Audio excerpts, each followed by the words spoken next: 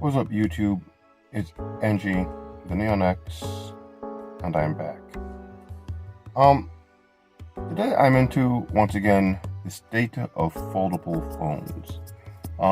In recent days, new information has come out about the upcoming Galaxy Fold 2, which, piqued my interest, because as you know, I'm an avid supporter of the original Galaxy Fold and all of its quirks.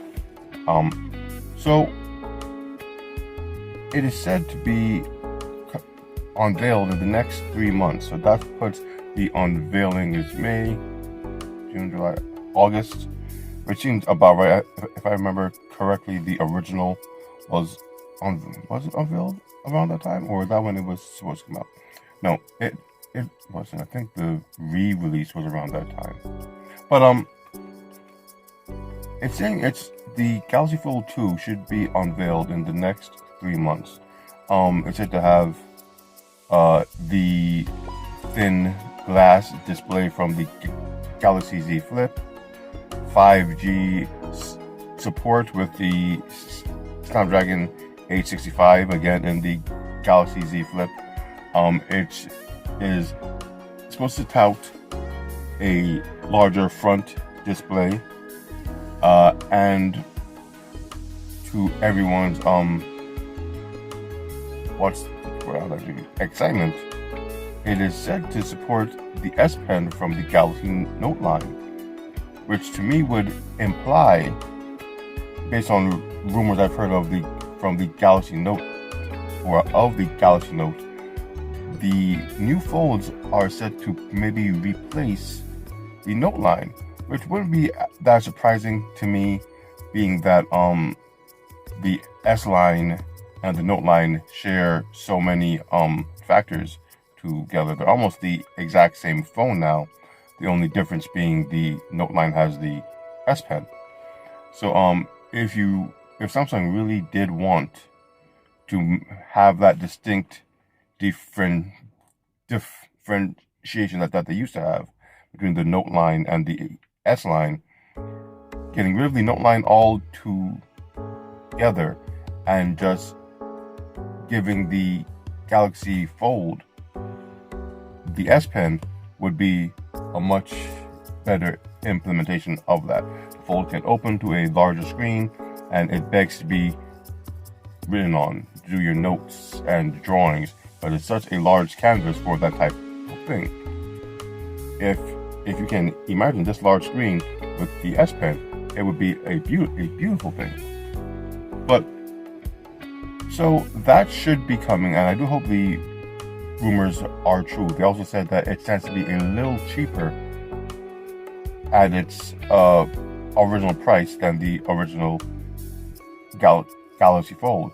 This phone was $2,000 or $2,980 something, 89 something like that, or 1,980 said something, 1,980 I think it was, and that's not cheap for a phone. It's not that much more expensive when you compare it to all the high-end flagships, and a lot of people chose to ignore that fact. High-end iPhones easily reach $1,600. They were those phones from other companies like Huawei and all them Porsche design phones that were 2,000 plus. The Mate X was 2,500. I mean, yes, the Fold was up there in price, but it wasn't so much more than other high-end flagship phones at that time. So to hear that the new Fold might be coming at a little less, the technology isn't as new, and as technology gets older, the cost to make that tech gets a little cheaper and such, and that's what's going on now. Foldable phones, like I've said before, are the future of mobile tech, and soon they will be a lot more commonplace. But before we can get that, the cost must get down. We're seeing phones like the Galaxy Z Flip, which had more advanced folding tech than my Fold for what was it, $800 less, was a step in the right direction. Still not as cheap as the more common phones, but more palpable when compared to other flagship phones. So having the Fold 2 start out at a cheaper price is a step in the right direction. I also saw two separate tweets that there might be a light version or an E version to the Galaxy Fold 2. One of the leakers did suggest that it might be called the Galaxy Fold Lite. Other one suggested it might be called the Galaxy Fold E. One of them had said it might not have the thin glass display, so that means no S Pen. And it would not be 5G. It might even have a weaker chipset. I think it said the Snapdragon 700 series would be in it, which would be great for power management, but not really for the whole 5G aspect a lot of the industry is trying to push. But for a light version of this folding tech, it might be again a step in the right direction to get more people to adopt these type of phones. So I'm all for it. I mean, I've read two different cases of what the phone might be. One of them said that it might be along the lines of the Galaxy Z Flip, only it opens like the Fold with no outer screen, only a little display, somewhat like my like my LG that I have doing the video right now with its case on the outer screen. It's just a little ticker display that it can show info and stuff, but there's no tactile implementation there for you to adjust anything on that screen. It really is just, here are your notifications, here's your time this came in, here's the weather and such. I mean, at least with Samsung, with the Z Flip, you were able to interact with their little screen. It wasn't very usable in that aspect, but you could swipe over, see more of a message, or swipe to your audio controls if you really did want to do that. So one of the leaks did suggest that the Galaxy Fold Lite, or E, whatever they do end up calling it, if it is an actual device, might have this type of display on the outside to cut costs, as to have a larger interactive display like the original Fold or the Fold 2. And with the Fold 2, it said that the outer display would be even larger than this, more akin to a regular phone when it's closed, and an even larger tablet when it's open. Now, I do hope that the outer screen is not too big. Maybe a little bigger than this, because though most would say or complain that this screen isn't usable, I use it all of the time. It's great for one-handed use. For anything that you might want to do, having your screen here, it's just really easy. Now, to do more extensive things like word processing and all that, you're supposed to open your phone. But to just quickly breeze through Instagram, a quick reply, not a long reply, a quick reply to a text or an email, change songs, little things like that. There's no reason why this phone or why this here isn't easy enough for people to use. People just want to complain. I've been using it every day since the phone came out, and I have no main issues. It's not for two-handed use. You're not supposed to be trying to text and type with both of your fingers on the screen. This really is made for your one hand to do a quick thing and get back to whatever you're doing away from the phone. When you need to get in, you open the phone and you go about what you're doing, and that's how it should be.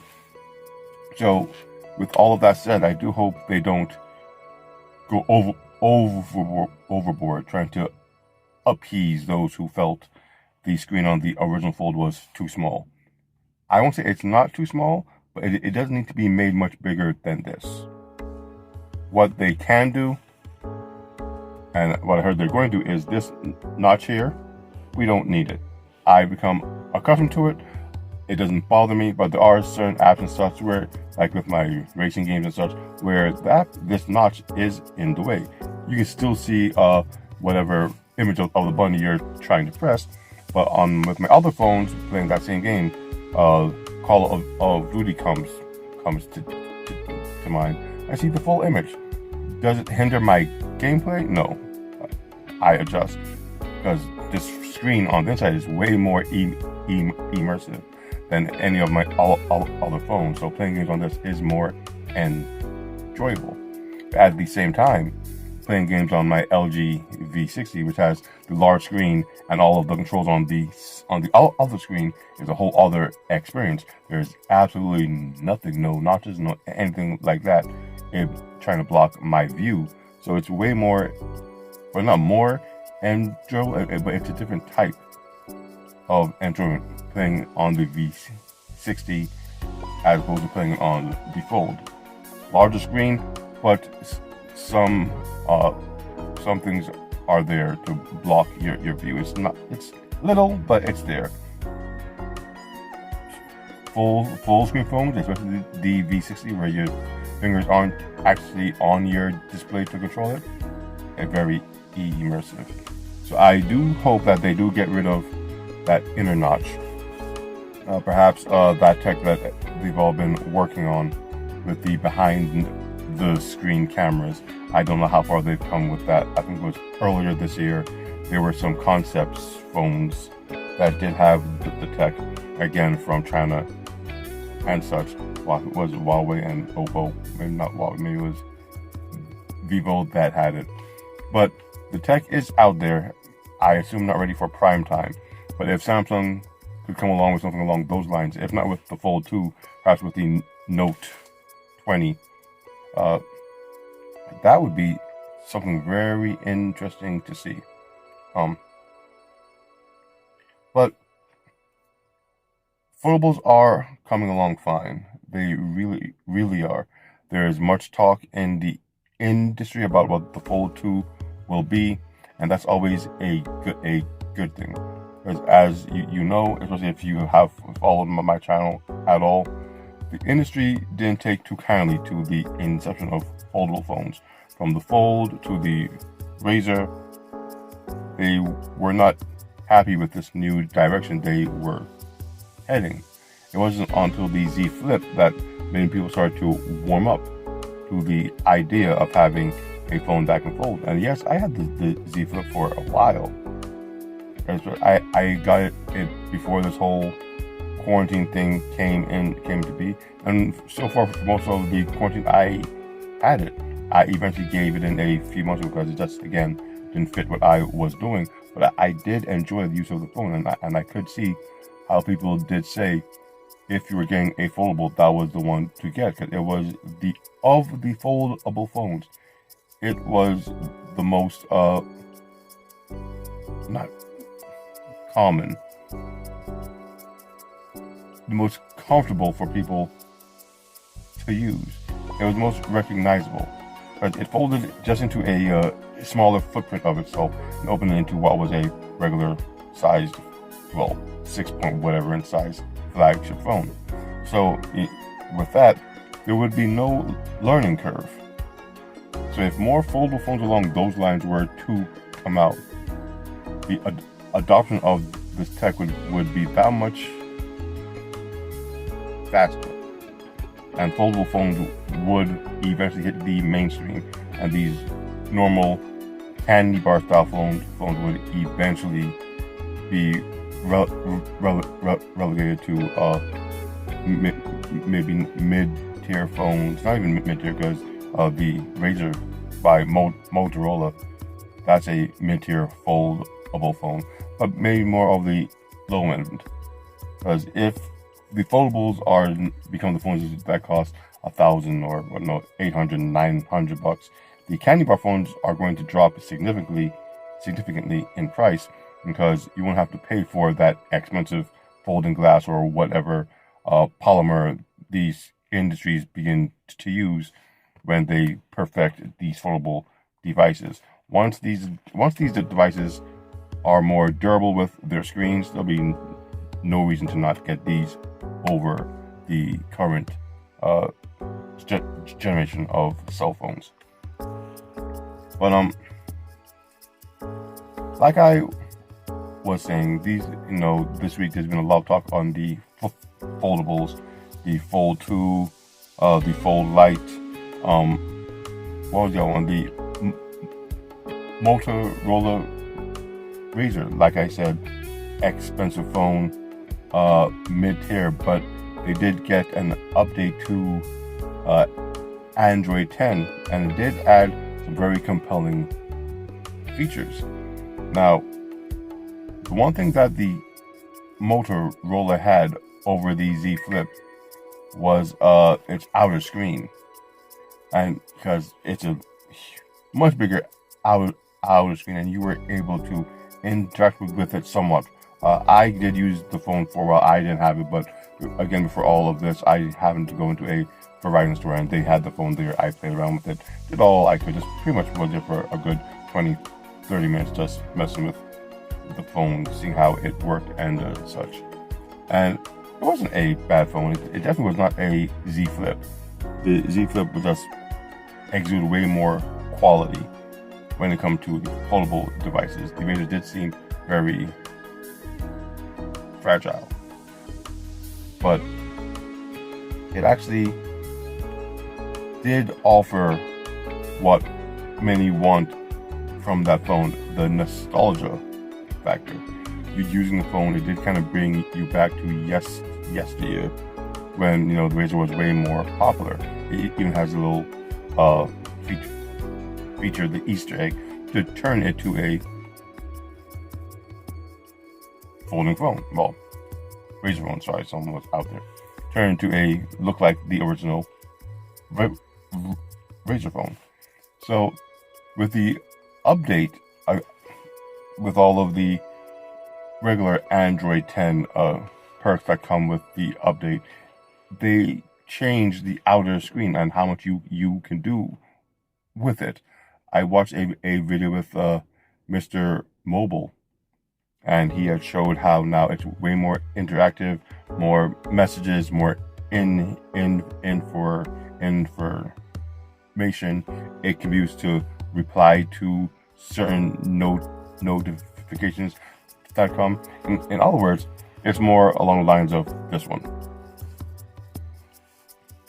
And what got me just a little bit, not what Mr. Mobile was saying, but how some other tech reviewers and articles that I read, how they were so excited that you can now use this small screen to do so much. The Fold has a small screen that you can do everything on the phone with, but yet they complained. The Razr gets an update to its even smaller screen, and it allows you to do more with it, and everyone is excited. Oh my god, look what it can do now.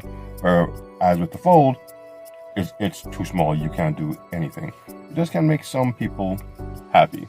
But I am happy that, again, folding phones are in the public eye. They're in the tech spotlight. That's where we need to be to get these phones out. Have people talking about them, joining the conversation, having these things being pushed, getting them to be adopted so that the prices of them go down. This year alone, there's the Fold 2 coming out. There's the new one from Microsoft, the Surface Neo. There's the Neo and there's the Duo. One is a computer, one is a phone. I don't remember which is which. I want the phone one. I was a huge supporter of Windows Mobile. I was a huge supporter of Windows Phone, and I wish even today that the OS did not die. It was my overall favorite OS. I had a few of those phones. I still have a few of those phones, but they no longer get updates or anything like that. They work. You can still go online and little things like that, but to use them in this day and age, it just doesn't really work because they're not supported in any way, shape, or form, not even by Microsoft themselves. But while they were, I did really enjoy using all my Windows phones. They really brought so much to the table. Continuum, which has now been adopted by Samsung as DeX and by Google as desktop mode, and Huawei, and I forget what they call it, but being able to use your phone in a desktop fashion when you hook it up to a large screen. That first came with Windows phones, with the camera, when the camera does a live vid before the picture. That was first introduced with Windows phones. Other little things, having all of your feeds in one area, so when you go to that one contact, what they're doing on Facebook and Instagram and other applications, everything is just there. That was also Windows phones. So there was a lot of things that they brought to the table that now that they're dead, other companies are seeing how great of an idea those concepts were, and they're finding their own way to put it into their OS, which is fine.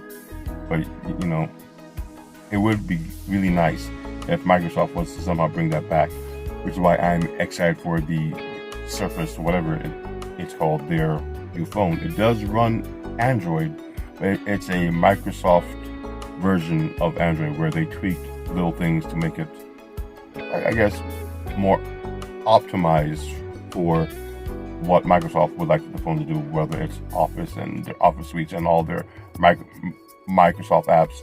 Perhaps it'll even work along like the Surface Go and all that. Maybe even have its own little Android version of Windows. Who knows? Well, there's the Windows X or whatever it's called. That is, I think it's going to run that, and the Surface X has an early version of it, something along those lines. But like I said, I guess we'll see. But that is a phone I am looking forward to using in all truth, as I think about it now. If both of these phones, the Fold 2 and the new Microsoft phone, were to debut along the same time, I would have a conflict of interest. Because both phones, I've heard that the Surface Neo or Duo, let's call it the Duo. I've heard that the Surface Duo is going to retail for around $2,000, so around the same price as the original Fold. Maybe not, because Microsoft just released some hardware, the Surface Buds, the Surface headphones, Surface Book 2, Surface Book 3, Surface Go 2, and they actually released them at a lower price point than was expected. The headphones and the earbuds were a whole $50 less. Actually, no, the earbuds were $50 less. The headphones were $100 less. So there's a chance that if this phone comes out, it won't be the $2,000 price point that analysts are saying that it will probably have.